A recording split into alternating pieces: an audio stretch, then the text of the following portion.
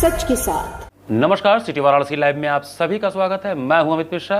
आइए देखते हैं आज के प्रमुख समाचार। रेलवे यात्रियों को निशाना बनाने वाले जहर खुरानी गिरोह का पर्दाफाश करते हुए जीआरपी पुलिस ने एक महिला और एक पुरुष को गिरफ्तार किया। वाराणसी में रेलवे यात्रियों को निशाना बनाने वाले जहर खुरानी गिरोह का पर्दाफाश करते हुए जीआरपी पुलिस ने एक महिला और एक पुरुष समेत 2 अभियुक्तों को गिरफ्तार किया है। दोनों आरोपी मदद और दोस्ती का भरोसा दिलाकर यात्रियों को अपने जाल में फंसाते थे और नशीले पदार्थ खिलाकर लूट की वारदात को अंजाम देते थे। इनके पास से बड़ी मात्रा में नशीली दवाएं भी बरामद हुई हैं। पुलिस के अनुसार बीते 13 जून को आरोपियों ने बनारस रेलवे स्टेशन पर अकेली महिला से दोस्ती का व्यवहार किया। पुलिस ने बताया कि पीड़ित महिला झारखंड के निवासी थी जो यात्रा कर रही थी। उनका नाम शोभा देवी से मेलजोल बढ़ाया और उसके बाद उसकी चाय में नशीला पदार्थ मिलाकर पिला दिया। महिला के बेहोश होने पर उसके सारे कीमती सामान और नकदी लेकर फरार हो गए। घटना के खुलासे के लिए आरपीएफ, जीआरपी और सीआईबी की संयुक्त टीम ने सर्विलांस, सीसीटीवी और अन्य तकनीकी साक्ष्यों की मदद से जांच शुरू की। जांच के दौरान दोनों आरोपियों की पहचान कर उन्हें बनारस रेलवे स्टेशन के सर्कुलेटिंग एरिया से गिरफ्तार कर लिया गया। पूछताछ में सामने आया कि पकड़े गए दोनों प्रेमी प्रेमिका बताए जा रहे हैं। 4 वर्षों से रह रहे थे साथ में। आरोपी रेलवे स्टेशन पर अकेले यात्रियों, विशेषकर महिलाओं और कमजोर दिखने वाले लोगों को अपना निशाना बनाते थे। पुलिस के अनुसार गिरफ्तार दोनों अभियुक्त शातिर अपराधी हैं और पहले भी कई बार जेल जा चुके हैं। गिरफ्तार अभियुक्तों कब्जे से करीब 1 लाख रुपए मूल्य का लूटा गया सामान बरामद किया गया है। पुलिस आरोपियों के आपराधिक इतिहास और उनके अन्य साथियों की भी जांच कर रही है। जीआरपी पुलिस ने यात्रियों से अपील की है कि किसी भी अजनबी द्वारा किसी भी प्रकार के दिए गए खाने पीने के सामान का सेवन न करें और किसी भी संदिग्ध गतिविधि की तत्काल सूचना पुलिस को दें। 13/6/2026 को एक झारखंड की रहने वाली थी शोभा देवी, जो झारखंड से रानीपुर जा रही थी अपने मूल पते पर, जहाँ उनका मूल निवास है। तो बनारस मड़ुआडीह रेलवे स्टेशन पर ये 2 लोग इनको मिले, एक लड़की और एक लड़का, जिनका नाम रामदयाल मिश्रा और लड़की का नाम ज्योति यादव। उनसे दोस्ती की है। दोस्ती करने के बाद इनके पास 2-3 झोले थे। मदद करने के नाम पर उनको पैसेंजर ट्रेन में बैठाए और उनको चाय में कुछ मिला करके, नशीला पदार्थ मिला करके उनको बेहोश कर दिए और उनका सामान ले लिया, जिसमें इनके पास से कुछ नशीली दवाएं प्राप्त हुई है जिसका ये प्रयोग करते थे। और जो पीड़िता थी उसका मोबाइल और उसका आधार कार्ड और कुछ रुपए बरामद हुए। हाँ, ये कई बार जेल जा चुके हैं। इसका करीब 6 मुकदमे पूर्व में लिखे हुए हैं जो रामदयाल है इसके खिलाफ। और इसने उस महिला का एक चैन और कुछ रुपए थे वो ले लिया था। कितने दिन लगा इसको? कितने कैमरे तलाश किए? इनको करीब 15-20 दिन लग गए। इनको तलाश करने के लिए काफ़ी मशक्कत करनी पड़ी।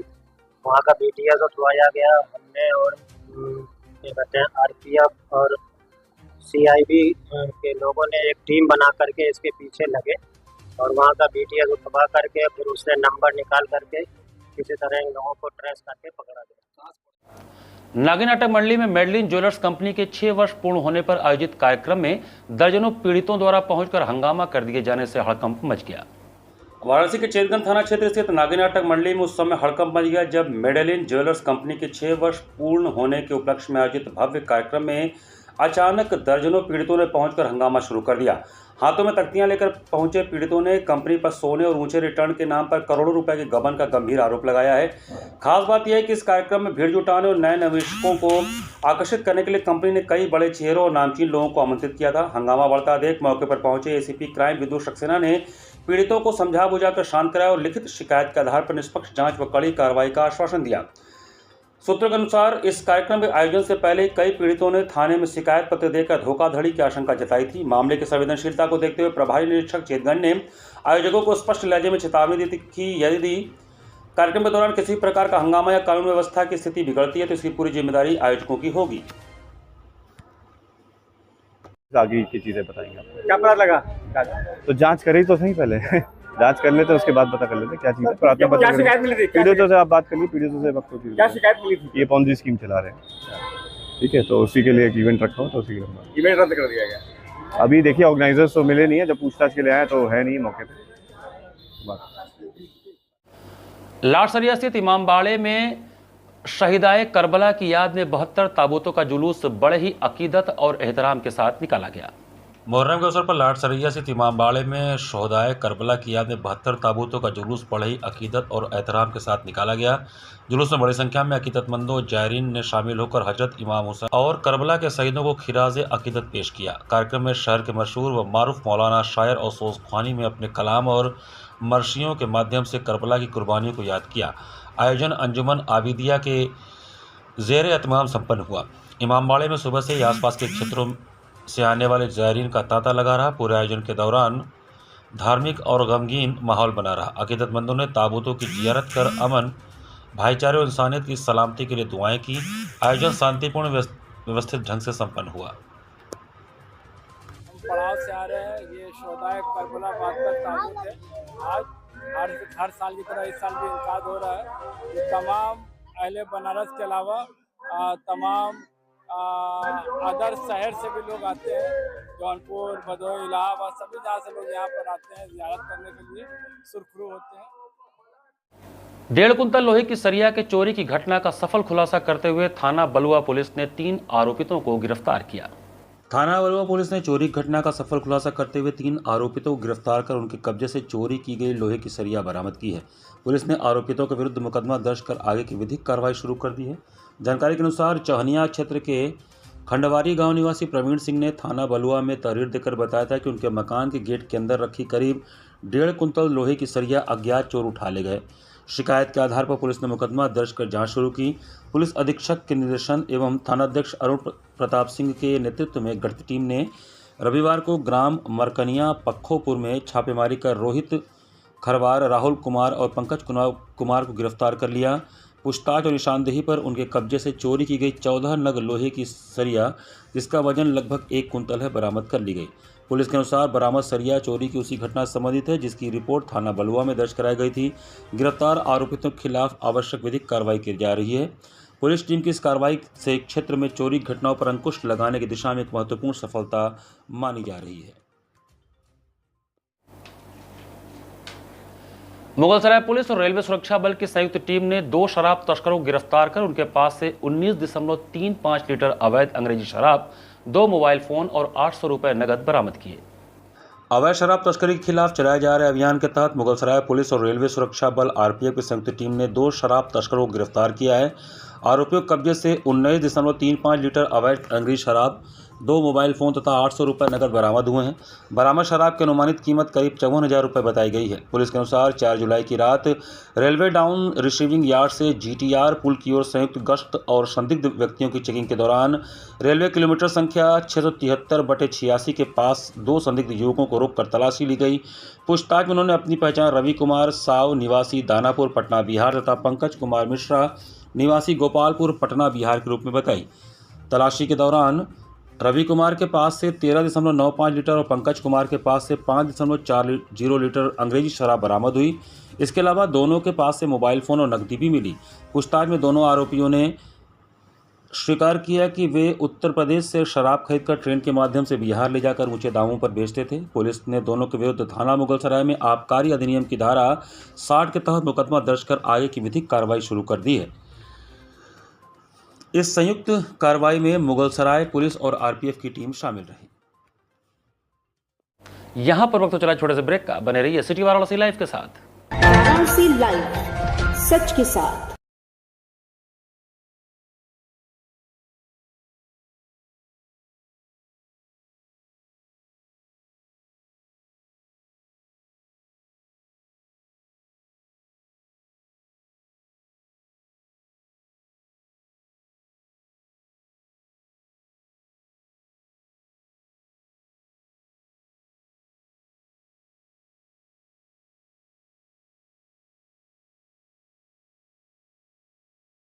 स्वामी हरसिवानंद पब्लिक स्कूल छात्र छात्राओं हेतु वातानुकूलित छात्रावास की सुविधा, हरतिमा युक्त खेल का मैदान, इंडोर गेम आउटडोर गेम की सुविधा, जिम, योगा, ध्यान की विशेष कक्षा, एनसीसी एबीसी सर्टिफिकेट तथा करियर काउंसलिंग की सुविधा, विज्ञान कला तथा कॉमर्स के साथ वैकल्पिक विषयों की एक लंबी श्रृंखला, कम फीस में उत्कृष्टतम अध्ययन की व्यवस्था, शहर के सभी क्षेत्रों में बस की सुविधा, विज्ञान, कंप्यूटर तथा सभी आधुनिकतम प्रयोगशाला उपलब्ध, audio video classes. Swami Harsivanand public school and hostel, शिक्षण समूह शाखाएं Garhwa Ghat, Ramna, Varanasi. Phone number 9554995413, Jagatganj Varanasi. Phone number 7408457111, Banpurwa, Ramna, Varanasi. Phone number 9554955412, railway station road, Churk, Sonbhadra. Phone number 7081109710, Marsara, Ghorawal, Sonbhadra. Phone number 954963199495 एवं स्वामी हरसिवानंद महाविद्यालय, Churk, Sonbhadra. Phone number 7081109711।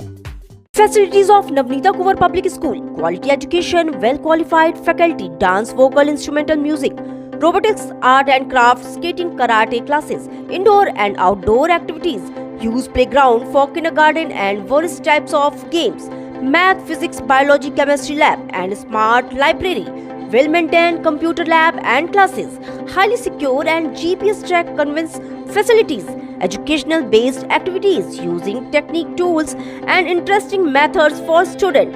Navneeta Kuwar Public Schools, Swahid near BHU Hyderabad Gate, Varanasi. Mobile number 7311128462. Navneeta Kuwar Public School. A bright future starts with the right education. JPM English School, based on CBSE pattern. Admission open from pre-nursery to class 8. We provide high quality education and expert guidance from experienced faculty. Spacious, calm and modern learning environment. A well-equipped computer lab. Modern science lab. Well-stocked library. Indoor games like chess, carom, ludo, etc. And outdoor games like skating, basketball, badminton, cricket, etc. Special yoga classes for overall physical and mental growth. Special personality development classes. Regular dance classes. Special music classes. The students always remember that education is not a destination, it is a journey. So never stop, keep pushing yourself to achieve your goals. Enroll today to JPM English School, Ganganagar Colony, Badau, Varanasi. Call us at 700-7655-355. आधुनिक शिक्षा की नई परिभाषा, international Hindi school Nagwa, Lanka, Varanasi. CBSE से मान्यता प्राप्त nursery से लेकर 12वीं तक की कक्षाएं, जहां शिक्षा तकनीकी सुविधाओं से पूरी तरह लैस है। स्मार्ट डिजिटल क्लासरूम्स और AC कक्षाओं संग वेल क्वालिफाइड टीचर्स छात्रों को उत्कृष्ट शिक्षा प्रदान करते हैं। Well equipped robotics lab, biology lab, chemistry lab, physics lab एवं स्पेसिफिक आइंस्टाइन लैब और सॉइल टेस्टिंग लैब, जहां छात्रों को प्रयोगात्मक ज्ञान और नए आविष्कारों की समझ मिलती है। संस्कृत और जर्मन भाषा की कक्षाएं, जहां नई भाषाओं से आपका परिचय होता है। वहीं विशाल कंप्यूटर लैब से तकनीकी शिक्षा का सही और सटीक मार्गदर्शन मिलता है। एक संस्थान जहां छात्रों के शारीरिक और मानसिक विकास के लिए योग, नृत्य और संगीत के बेहतरीन शिक्षण और प्रशिक्षण उपलब्ध है। इंडोर गेम्स और आउटडोर गेम्स छात्रों को मानसिक ताजगी और शारीरिक शक्ति प्रदान करते हैं। विशाल पुस्तकालय, अनुभवी और योग्य शिक्षक, जहां हर छात्र को मिलता है व्यक्तिगत ध्यान और मार्गदर्शन। हमारे पास है सुविधाजनक परिवहन व्यवस्था, ताकि आपके बच्चे स्कूल आसानी से पहुंच सके। इंटरनेशनल हिंदी स्कूल में अपने बच्चों को बेहतर भविष्य की दिशा दिखा। The institution directed and controlled from USA. Give me your children. We will work very hard and turn them into responsible, hard-working and bright citizens of India. That's what India needs. सच के साथ। Break के बाद आपका स्वागत है। 5 जून को मुख्यमंत्री योगी आदित्यनाथ के 54वें जन्म दिवस के अवसर पर शुरू हुए अभियान एक पेड़ मां के नाम श्रृंखला का 5 जुलाई को समापन हुआ। उत्तर प्रदेश के मुख्यमंत्री योगी आदित्यनाथ के 5 जून को 54वें जन्मदिन के अवसर पर पूरे प्रदेश भर में एक पेड़ मां के नाम लगाया गया और यह श्रृंखला लगातार 1 महीने और सेवा पखवाड़ा के रूप में आज 5 जुलाई तक चलाया गया। मुख्यमंत्री योगी आदित्यनाथ के बेहद करीबी अमरीश सिंह भोला द्वारा पूरी टीम के साथ पड़ाव स्थित पंडित दीनदयाल उपाध्याय स्मृति उपवन में पेड़ लगाकर इस सेवा पखवाड़ा का समापन किया गया और आम जनमानस में संदेश दिया गया कि हर व्यक्ति की जवाबदेही है कि पर्यावरण को बेहतर और स्वच्छ बनाने में एक पेड़ माँ के नाम जरूर लगाना चाहिए। तभी हम एक सुंदर वातावरण को बना सकेंगे और अपने आने वाले भविष्य को बेहतर कर सकेंगे। चलता रहेगा जो है। वैसे हम सब ने जो है अभी 5 जून से पूज्य योगी आदित्यनाथ जी महाराज का जन्मदिवस था और विश्व पर्यावरण दिवस भी था जो है। उसी दिन से एक माह का अभियान हम सब ने चलाया था जो है और एक माह का अभियान का आज समापन भी है जो है।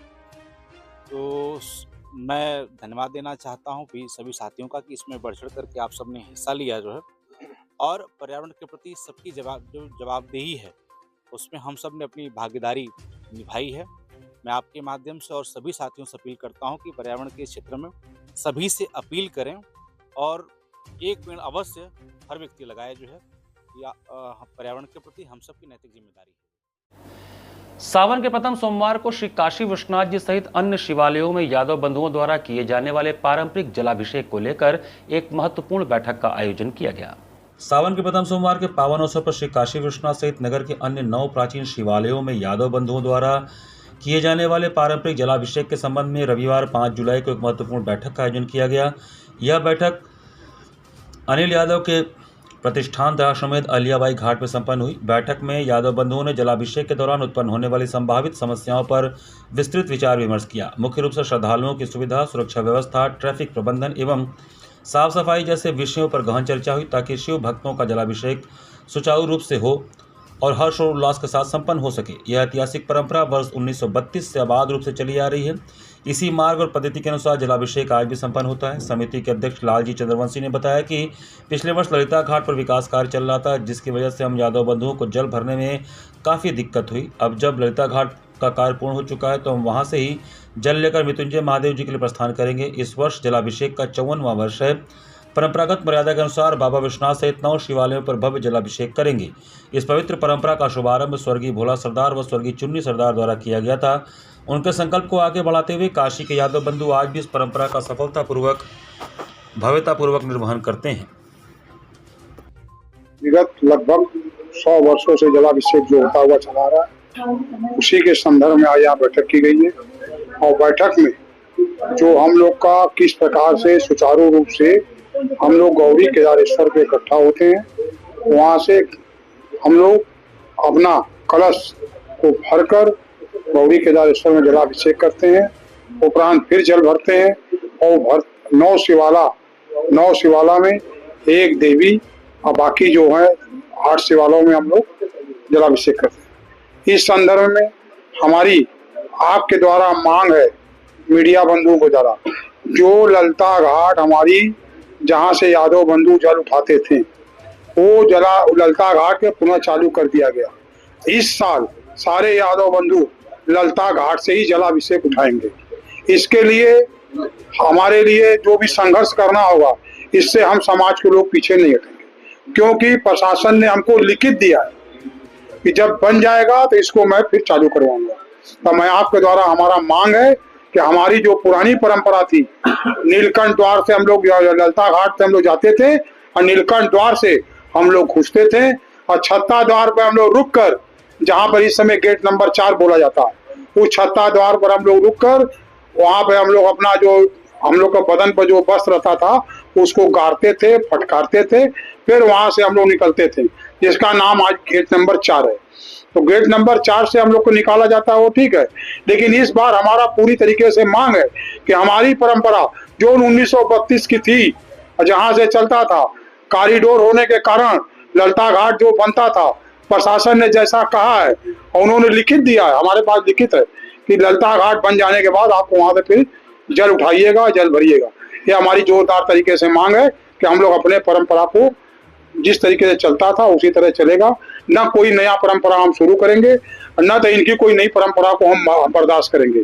हमारी पुरानी परंपरा है, उसी तरह चलती रहेगी। चिकित्सा विज्ञान संस्थान काशी हिंदू विश्वविद्यालय में नियमित चिकित्सा अधीक्षक की नियुक्ति प्रक्रिया शुरू होने को बीएचयू हृदय रोग विभाग के वरिष्ठ चिकित्सक ओम शंकर ने सकारात्मक कदम बताया।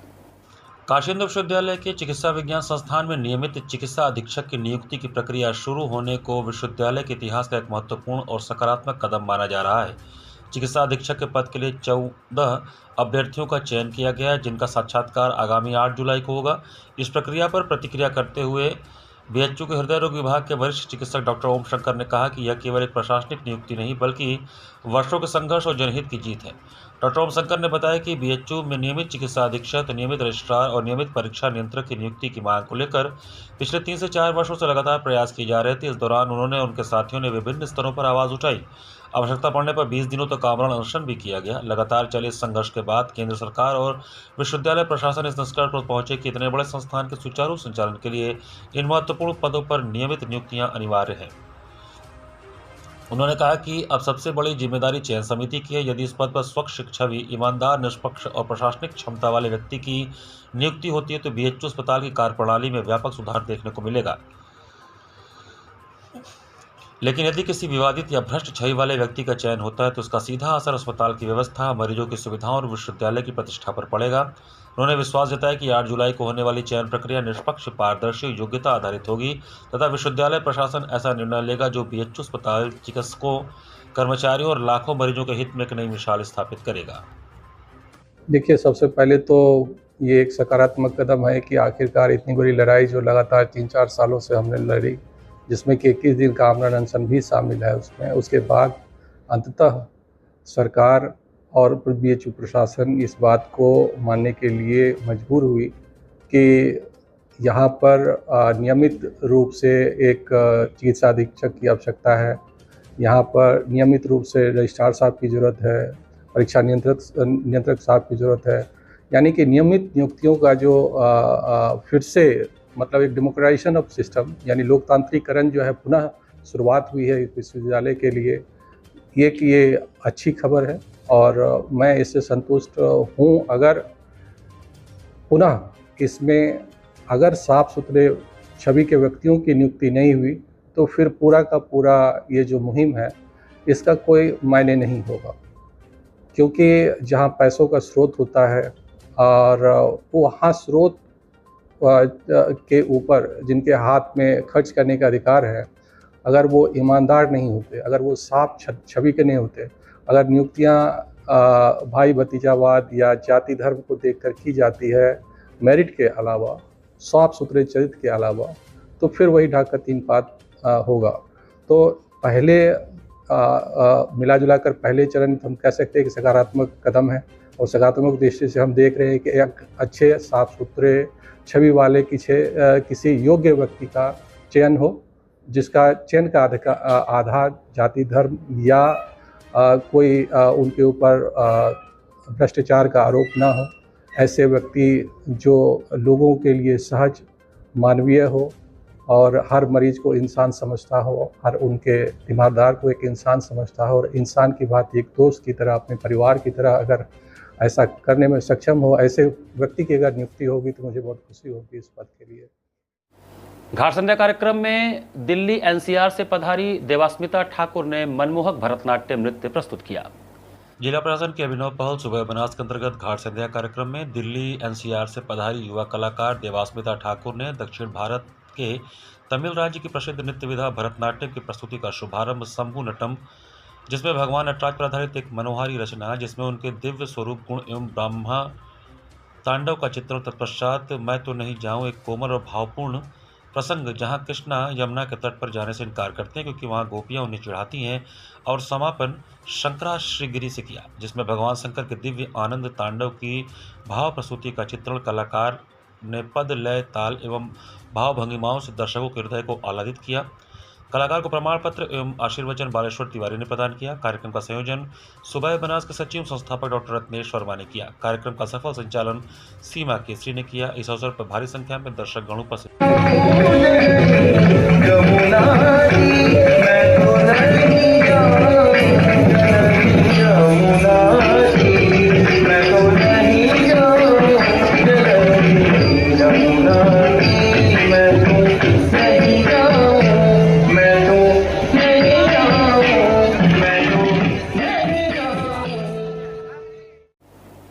हरे कृष्ण ज्वेलर्स की लोहराबीर शाखा में बहुप्रतीक्षित मानसून डायमंड फेस्टिवल का भव्य शुभारंभ हुआ।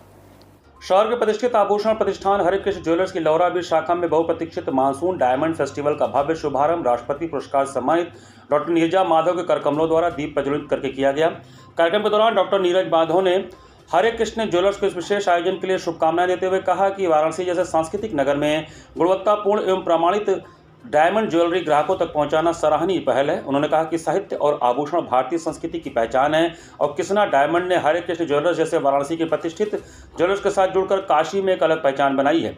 इस अवसर पर हरे कृष्ण ज्वेलर्स के अधिष्ठाता संतोष अग्रवाल ने बताया कि इस फेस्टिवल के दौरान ग्राहकों के लिए हल्के वजन से लेकर ब्राइडल कलेक्शन तक डायमंड ज्वेलरी का पूर्वांचल का सबसे बड़ा संग्रह प्रस्तुत किया गया है।